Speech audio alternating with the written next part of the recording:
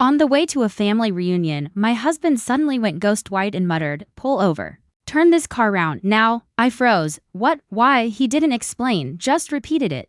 Voice low but urgent, "Please, just turn around." I trusted him, and that trust saved us later when I learned why.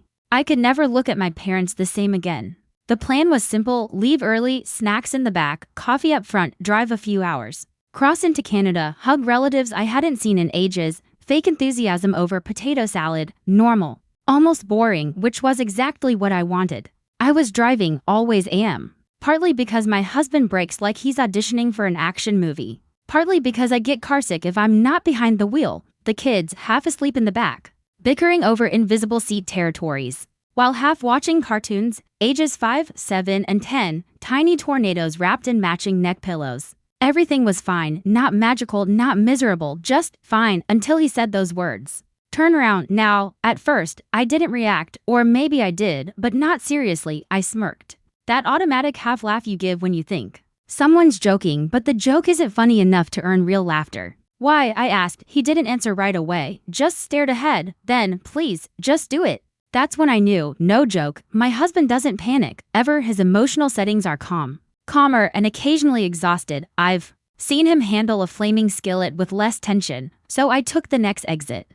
The last one before the border. It curved gently off the highway, like the road itself was handing me a do-over. The second we left the main lane, his shoulders dropped, not all the way, but enough to show he'd been braced for impact. "Okay," I said, "wanna tell me what's going on?" He shook his head. "Just drive." "Drive where?" "Anywhere, just not there." The kids started noticing. "Are we lost?" my middle one asked. "We forgot something." I lied automatically. "What?" "I'll tell you later." Youngest piped up. "Is it snacks?" I didn't answer. My husband stayed silent. We drove in quiet. 20 minutes, longer? Just trees, sky, and guilt tightening around my throat. Then he said, "Take the next turn off." It led nowhere, a narrow dirt road, no signs, no reason to exist unless you were lost or hiding. I pulled over. He unbuckled, got out, walked to the trunk. I couldn't see from my seat, just sat there, hands sweating, heart pounding like it knew something I didn't. A minute later, the trunk clicked shut. He came to my window. "Can you come out?" "Why?" "I need you to see it." No fear in his voice, no anger, just bone-deep certainty and exhaustion. I stepped out. He led me to the back, opened the trunk, didn't say a word, just pointed. I looked and forgot how to breathe. Not scared yet, fear was still catching up. What hit me first was heavier, like the floor of my life had vanished beneath me. I didn't touch it, didn't need to. I already knew, one wrong move and we'd lose everything. Funny thing, I always thought I was the responsible one in my family. Not the kind who files taxes on time and wears SPF though. Yes, also that, but the real asterisk kind. The steady one, the one who didn't explode, vanish, or lie for fun. The one who tried, who helped when she could, set boundaries when she couldn't. Looking back, being the responsible one in my family was like being the designated driver at a monster truck rally. They didn't want help, they wanted camouflage, and I gave it to them for years. It started when I was little. My parents believed success wasn't about money, it was about image. If your Christmas lights were straight, your fridge stocked with 5 mustards, your smile wide enough, then you were doing okay. Never mind maxed out cards or the winter the heat got shut off, we were fine. That was the script. Deviate and you got rewritten. Some years, things were tight. Cereal for dinner, one parent working late, code for we can't afford groceries. Other years, flush, new car, new TV, patio furniture no one sat on. Money came and went like storms. Spending never stopped. Once, I asked Dad why we didn't save during good times. He said, "You don't need to save if you know how to hustle." I was 8. My sister inherited it all. The shine, the charm, the gravitational pull of someone who dazzles while quietly dismantling your self-worth. She was the favorite, not a secret, not even shameful, just fact. They loved her more. Understood her. She was like them. I wasn't. I was boring. Sometimes they said it to my face. Uptight to serious. Mom once told me, mid-Thanksgiving, that my problem was mistaking discipline for personality. And here's the kicker, I believed them. In that house, love felt conditional. Earn it by being useful, clean, reasonable. So I became the rock they called when insurance forms confused them. When my sister lost another job, I gave, not much, just enough to keep the wheels from falling off. Enough to avoid being the bad guy. Even when every no got framed as selfishness, I gave. Because they were family. Because walking away felt harder than staying. Then things shifted, about 4 months before the trip. My nephew, my sister's son, was struggling, bullied, withdrawn. Therapist recommended a private school, exclusive, expensive, life-changing, they called it. Couldn't afford it, obviously, but they'd secured a spot if they paid a deposit, just needed a little help. They'd pay me back, of course. My stomach dropped. I cared about the kid, wanted him to thrive, but I knew this dance, knew how it started and how it ended, so I said no. Gently, like speaking to someone holding broken glass. I can't pay for private school. I have 3 kids, we don't do private. I'm sorry. They didn't yell, just went icy. Mom said, right? Forgot, you have rules. We didn't speak again until the reunion invite popped up. Suddenly, sunshine and rainbows, so excited to see you, everything's figured out, the school, the trip, all working out. I didn't ask how, told myself it wasn't my business. They asked if we could take an extra bag, their car was full. We had the SUV, sure, I said, just let me know. A few days later, morning of departure, Dad handed me a red duffel, won't fit in ours. Just this one. I tossed it in with our luggage, backpacks, juice boxes, didn't unzip it. Didn't wonder why they were suddenly so relaxed, these people drowning in bills, guilt-tripping me for saying no. Now smiling like lottery winners as we backed out of their driveway. I remember thinking, briefly, weird, they seemed happy, didn't dig deeper, just another bag, just another trip. Just another mess I didn't want to touch. Maybe I should have asked questions. Maybe I was naive. He didn't sound angry or scared, just tired, certain. I need you to see it, he said. I stepped out. He led me to the trunk, unzipped the red duffel, folded back a sweatshirt. Everything stopped inside, tucked between clothes. Stuffed into a child's toiletry bag, sealed in plastic, were packets, not one, not hidden well. Just there, like they expected no one to check. Not medicine, not vitamins, nothing legal, nothing innocent. I stared, didn't understand, then understood completely, muscles locked. Felt like drowning in slow motion. He didn't say, look what they did, didn't say, I told you, just sipped the bag, let silence finish the sentence. I stepped back, gravel crunched underfoot, distant, unreal. They put that in our car. I whispered. He nodded with the kids. Another nod. I looked up. Sky was blue, sunny, normal. I hated it. Felt like betrayal from the universe. How did you know? I asked. He stared at the trunk. When they handed us the bag, their eyes, their smiles,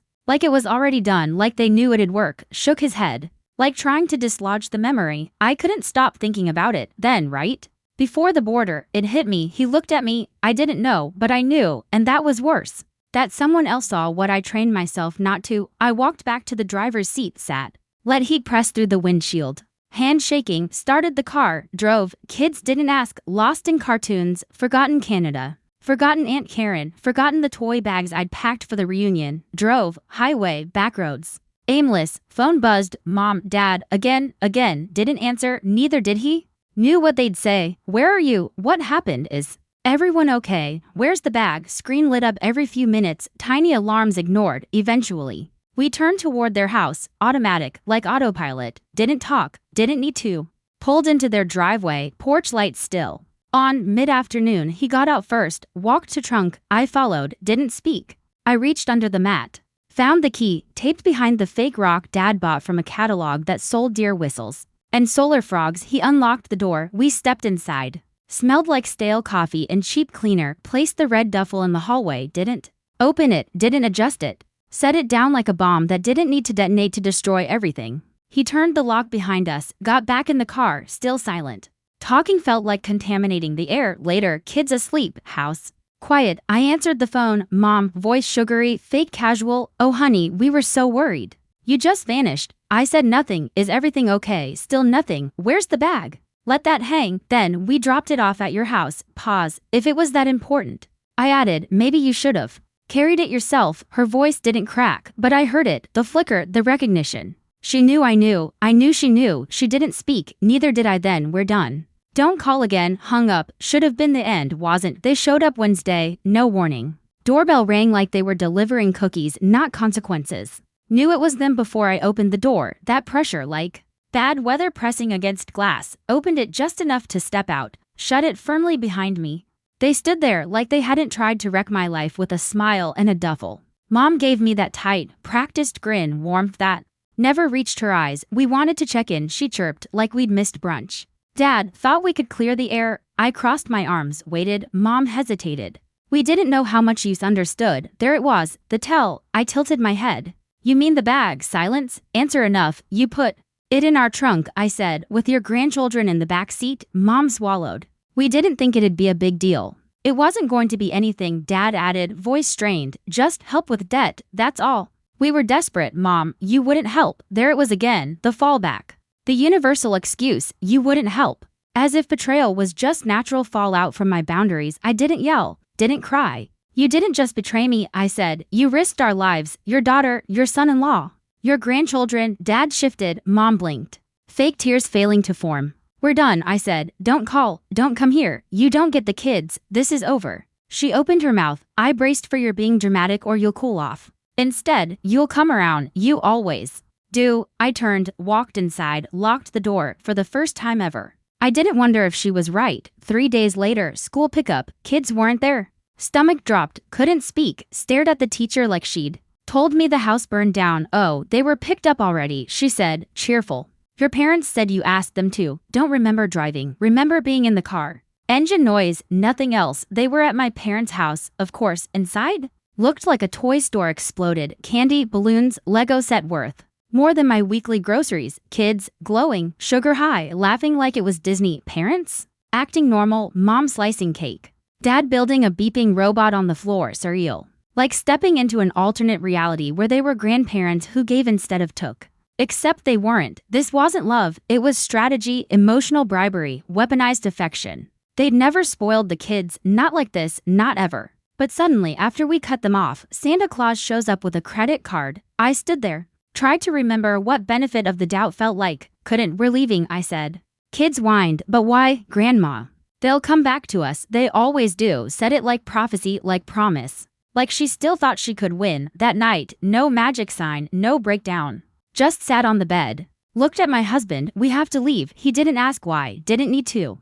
I don't want them near the kids. Not school, not grocery store. Not pretending to be harmless down the street. He nodded slowly, like he'd already mapped the route. You mentioned North Carolina, I said. Your company's office there. Your parents live nearby. I wasn't ready then. I am now. He nodded again. Transfer still open. Good, let's take it. No drama, no hesitation. Just quiet decision to burn the bridge and never glance back. Didn't need revenge, needed distance, clean start, somewhere they couldn't reach. Fast forward, months later, North Carolina, mountains, pine-scented air, kids in new schools. His parents, warm, steady, drama-free, 20 minutes away. Actually offered help, didn't tell anyone where we went, blocked numbers. Disappeared, not dramatically, peacefully, because we deserved peace. One day, unknown number. Let it go to voicemail. Cousin, barely know her. Hey, Mom says. She doesn't know where you are. She's really upset. You just cut contact. I don't know what's going on, but family matters. Deleted it, didn't call back, didn't explain. By then, only thing that mattered, we were safe. We were free, we didn't disappear. We escaped. 6 months later, new state, new routines. Almost forgot what dread felt like. Quiet wasn't cozy yet, but it wasn't terrifying anymore. Just still. Then, email from my sister. Subject, emergency, please read. Stared at it, thought about deleting, marking spam, opened it. Long, frantic, bad punctuation. Bottom line? Parents arrested again. Not for stupidity, though that remained, but for actually doing the thing they almost made us take the fall for. Tried to smuggle across the border themselves. No scapegoats, just to 60-somethings who still thought laws were guidelines. Got caught. Obviously, email ended with plea. They need help. Lawyer money. This is serious. Put the past aside. Show up. Their family. Read that line 3 times. Hit reply. Wrote, and I did show up once. I'm not doing it. Again, meant it. Heard nothing for a while. Didn't need to, but word trickles back. Always does. Cousins gossip. Family trees rot, but roots run deep. Charged with possession with intent to distribute. Crossing international border. With controlled substances. Few pounds, enough for prison, not headlines. Took plea deal. 4 years each. Not life-ruining, but not nothing. Enough time to reflect. If they're capable, doubt it. The part of me that used to flinch at second chances, quiet now. We have a life here. Not perfect, but ours. Kids laugh more. Husband sleeps better. Haven't translated guilt into silence in a long, long time. And the boundary I drew, not 1 second of regret. But you tell me, did I go too far or not far enough? Drop your thoughts below. New here? Hit subscribe.